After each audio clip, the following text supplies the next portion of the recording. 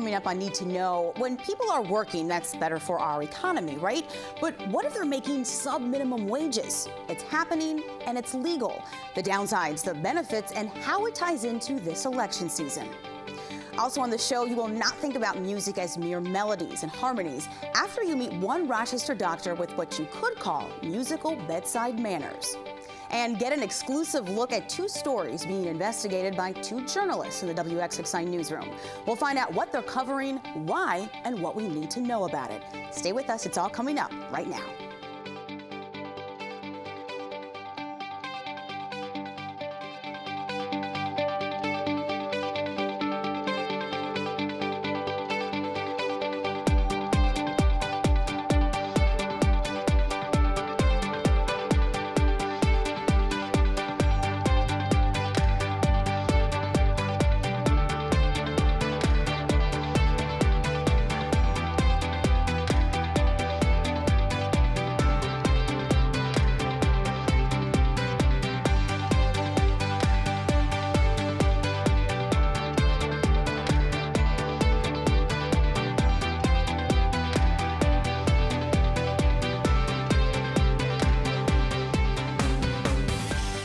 There's a pretty well-known concept in labor rights, equal pay for equal work.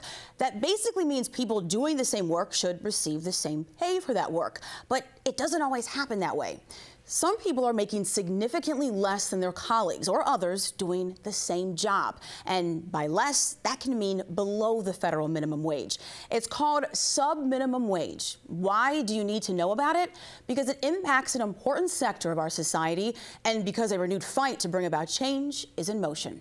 Joining me to break it all down is Justin Young, Pooled Trust Advocate at the Center for Disability Rights, and Sarah Taylor, Vice President of Employment for Rochester Rehabilitation.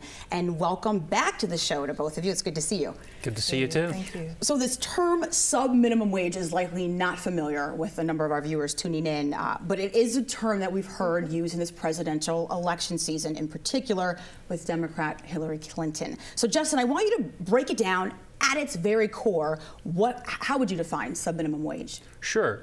Sub-minimum wage is when, in the law of the Fair Labor Standards Act, which is the go-to legal statute for employment, there's a clause in there called Section 14C, which permits organizations to apply for a special certificate which allows them to pay their workers with disabilities less than the minimum wage, essentially pennies per hour.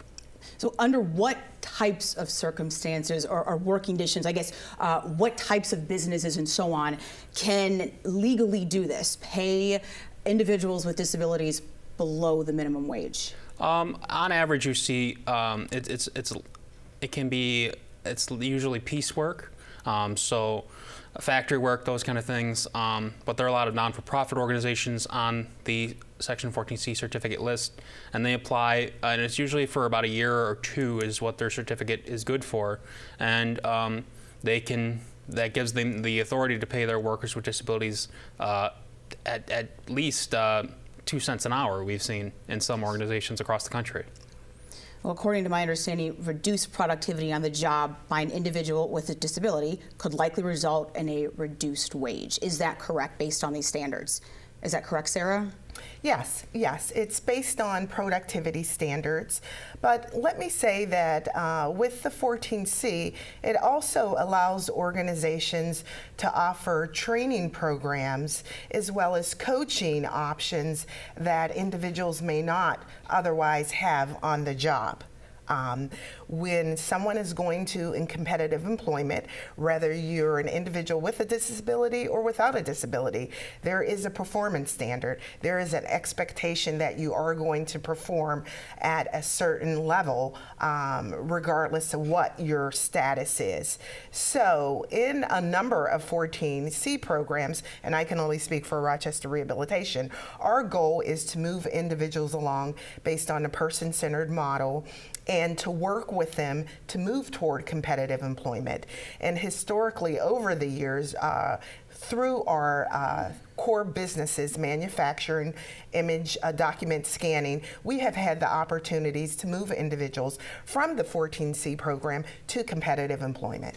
I want to get both of your response to this one thing, and I know that you may have differing viewpoints. Some tuning into the program may say, well, if this is legal and people are being employed, even though it's sub-minimum wage, then what's wrong with it? Again, you two may have very different viewpoints, and I'll start with you, Justin. How would you respond to somebody who would say that?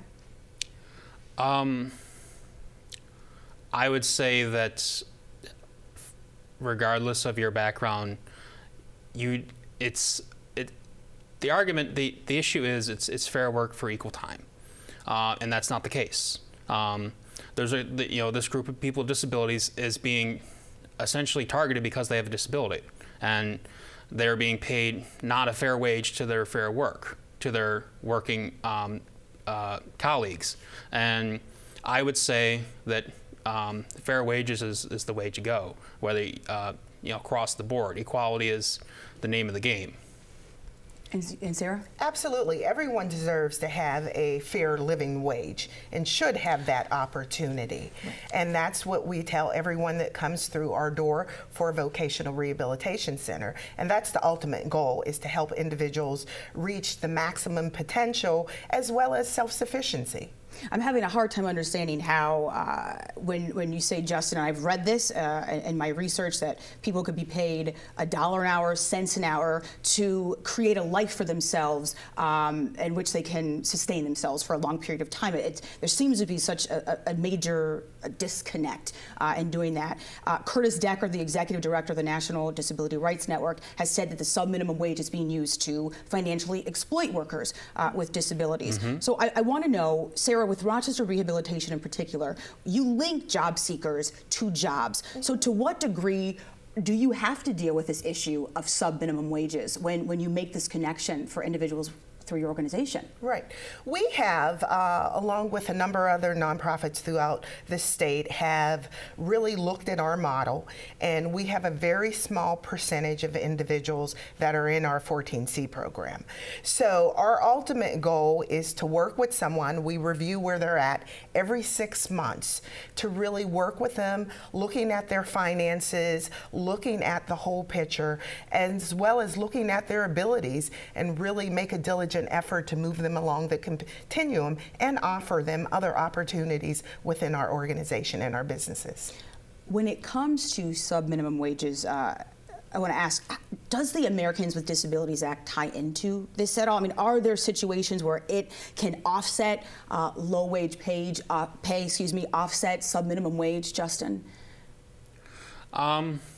Well, the sub-minimum wage is dealing with the Fair Labor Standards Act, which was implemented in 1938 when the view of people with disabilities was different.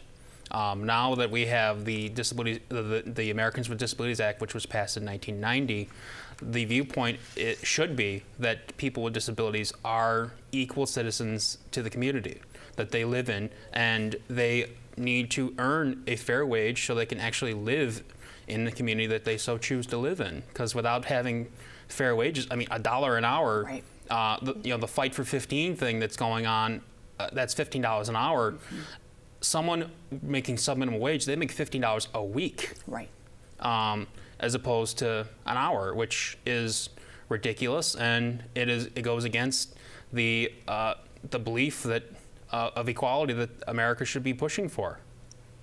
From 1938, that was the inception of the Fair Labor Standards Act, to now, as you mentioned. I mean, our nation has advanced dramatically. Mm-hmm. So what advancements of note, if any, have been made to this law? I know, Justin, this is something you focused on quite a bit.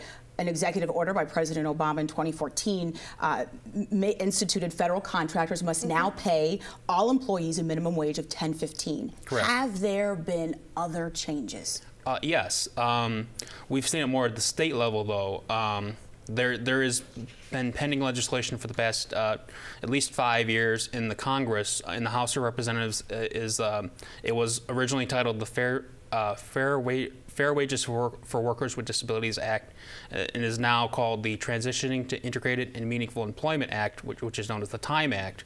That's now in both the House and the Senate of Congress, but that takes time to be passed.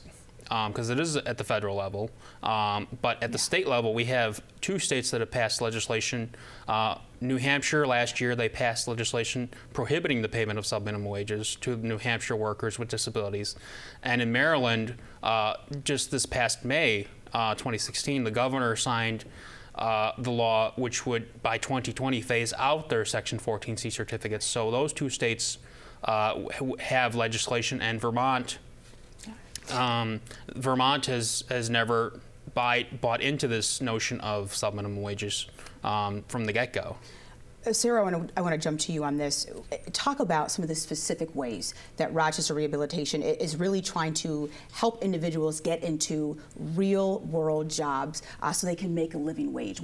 Talk about the specifics. Okay. Basically, when someone comes through our door, we do an assessment to see where their skill level is at, what career interests they have. And then from that point on, we assign them a staff to work with them from the beginning to the end to help them achieve their vocational goals. We also have partnerships with local employers in various industries who are committed to hiring the individuals that work with us. We also assess benefits. What are some of their medical benefit needs? What are some of their housing needs? So looking at the whole person and really developing a plan based on their goals and really work with them to achieve the goal. And even once they obtain competitive employment, assigning a coach to work with them on the job. This is an issue we'll likely continue to hear about this election season, and one that will be discussed at an upcoming candidate forum hosted by the Center for Disability Rights. For more information, go to cdrnys.org. And the story comes from our Inclusion Desk. The Inclusion Desk covers stories about inclusion in the Rochester area. It's part of WXXI's Move to Include project in partnership with the Golisano Foundation. So when you think about the combination of music and medicine, music therapy is probably the first thing to come to mind. But do you ever envision a medical doctor standing at his or her patient's bedside, serenading them with harmonious melodies? Probably not. But in Rochester, one doctor is doing just that. WXXI's Arts in Focus program recently visited the University of Rochester Medical Center to learn more. Take a look.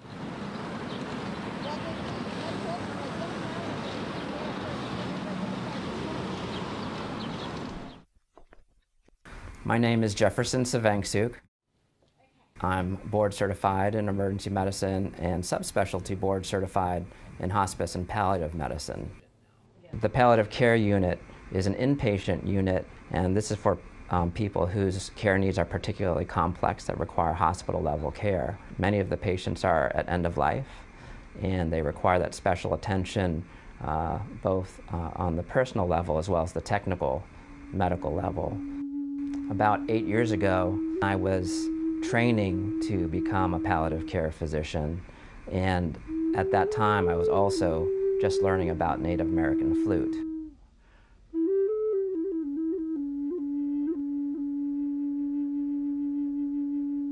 I started to think, how could I potentially combine these 2 passions, these 2 interests? I started to explore a program where you could play music at the bedside to help patients.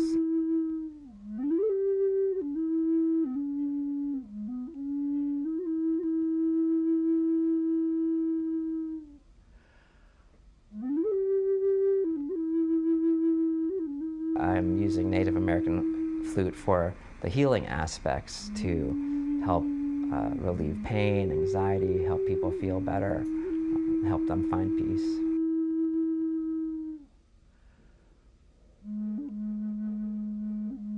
This is something that helps not only the patients and families, but also helps the staff with stress and things like that. Pretty much overall, everyone's very appreciative of it. My hope is that there will be continued interest and growth in this wonderful healing modality, and that people who need it will be able to access it.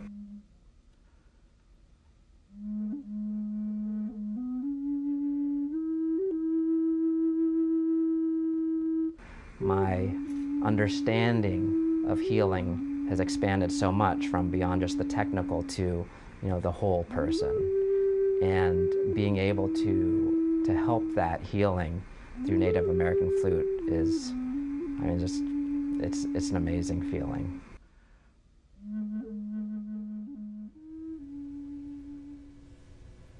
Joining me in the studio is Dr. Jefferson Savengsuk, Associate Professor in the Department of Emergency Medicine and Palliative Care Consultant for the Division of Palliative Care at URMC. He's here to share more about two of his passions in life and how they've changed even his perspective on healing.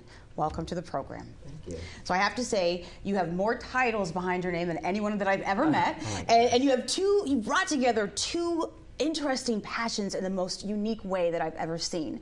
And when you were learning to play the Native American flute, as we saw in the story, when did it first click for you that there could be benefits in this for your patients? I think it was probably over the several months that I was exploring Native American flute and learning about Native American flute. And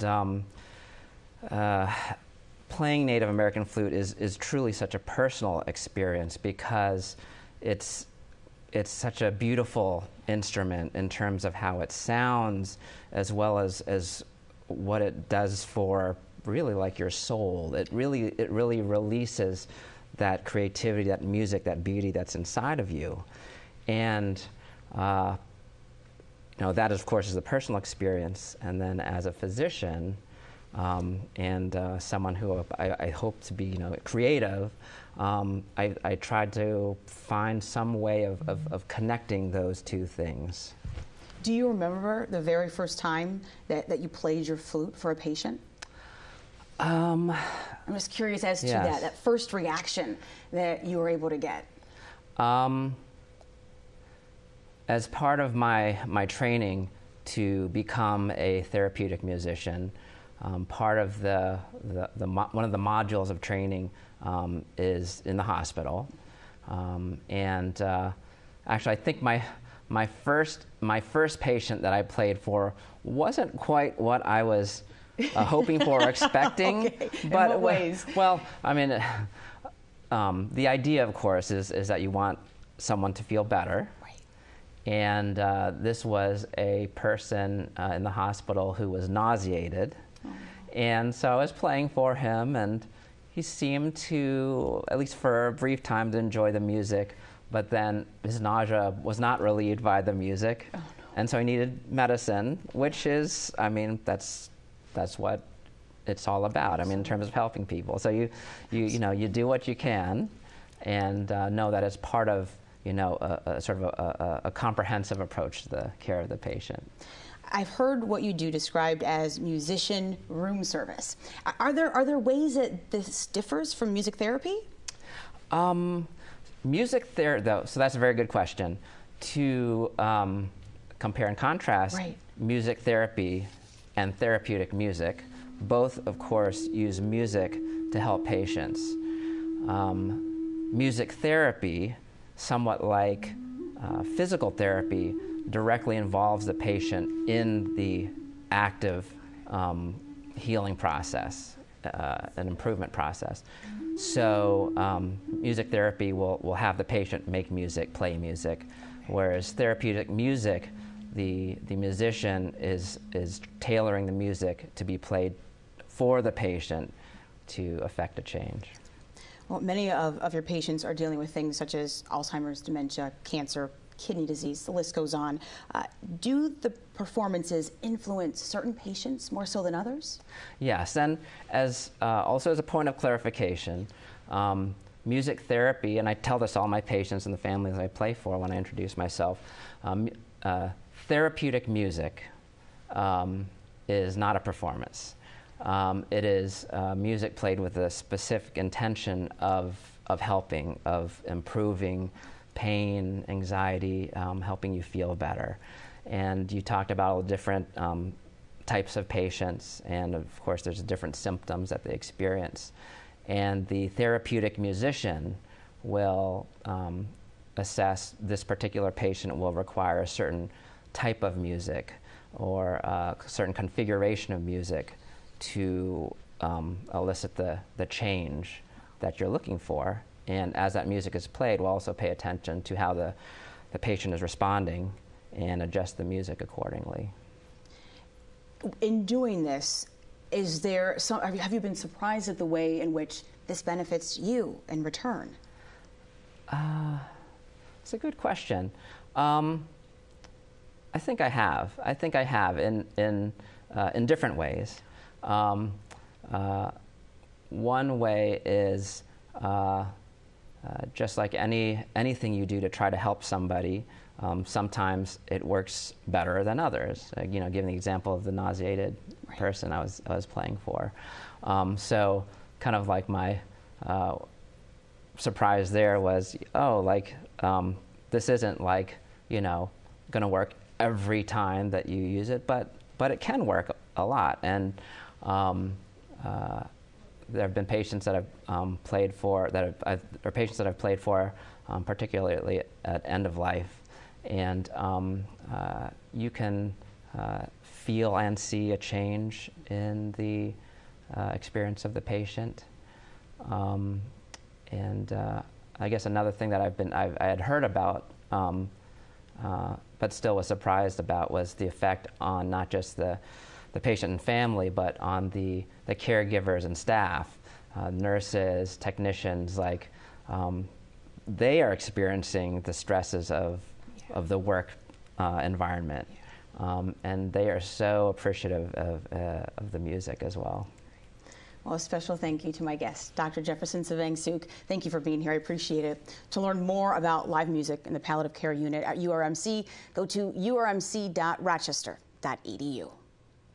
And now we're going inside the newsroom. This is an ongoing series here on Need to Know. Throughout the year, a WXXI host, reporter, or producer joins us to give us a sneak peek of an upcoming project or the backstory behind their latest report. Today we'll hear from Evan Dawson, host of WXXI's Connections with Evan Dawson, and we'll introduce you to a new face in the newsroom, WXXI reporter and producer Karen Shakurji. Thank you both for being here. I appreciate it. Thanks for having us. So Evan, I'm going to start with you. Okay. Earlier this year, Education Week came out with this article titled Black Male Teachers, a Dwindling Demographic. Before that, a New York Times article asking the question, where are the teachers of color? And these happen to be questions that you've been asking yourself in relation to Monroe County. So what propelled you to go after this story? It's actually started over a glass of wine in a bar with a friend of mine who teaches in a local suburban school. And she said, I don't think students understand, particularly white students in suburbs, understand race.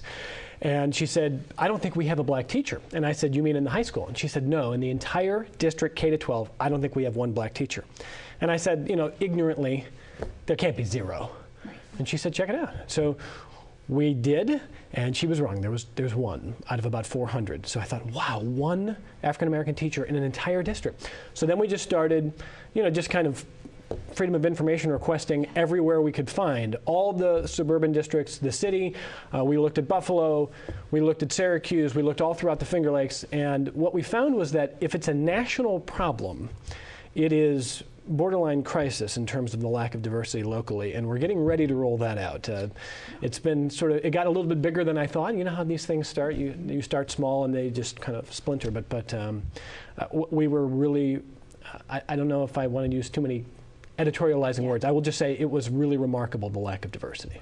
When you looked at the city school district, I'm curious about this because for Need to Know, we produced a doc about 5 years ago looking at 3 black males we profiled in the city school district, and this happened at a time when this new initiative launched, the Black Male Initiative. So one of the questions that came up over and over again, does a student need to see a teacher who mirrors them, racially speaking, in order for them to be successful in school? So I'm wondering, is that a question that's come up at all when you're looking? Okay.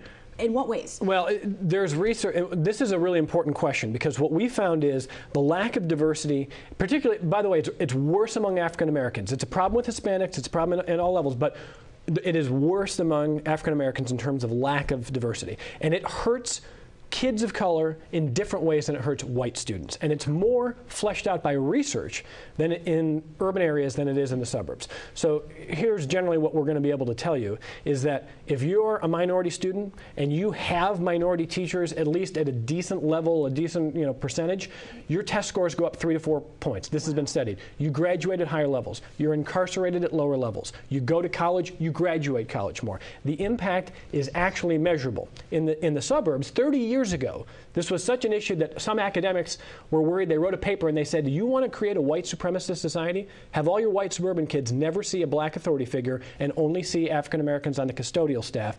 That's what the kind of society we have. Now, that has not been studied as much, but we will be getting into the differences and the impacts. That's part of our reporting, and we'll roll it out right around Columbus Day. All right, very good. We're going to switch gears now to the world of healthcare. So, Karen, first of all, welcome. This is the first time I Need to Know. We're grateful to have you and your talent at the station. Thanks for having me. So I want you to give us a glimpse of the story that you've been working on with Side Effects Public Media.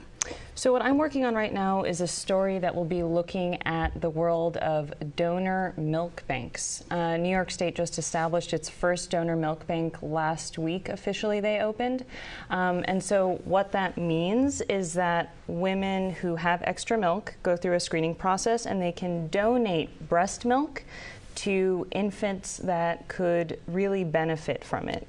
So, and why is that happening? Either moms can't produce their own milk, or there's just issues with access in terms of getting them breast milk, which can make a really big difference, especially for sick infants who end up in the neonatal intensive care unit. So that was news to me when I heard about the story that you're working on. So what is it about breast milk as opposed to substitutes, for example, milk substitutes that are so much more beneficial? Yeah, I think that the science is pretty much very, it's out at this point that babies who are, being fed formula, there's just a lot of long-term health effects for kids that are having breast milk as opposed to formula. So the science is pretty much out that if you can breastfeed your baby, that's going to help them quite a bit.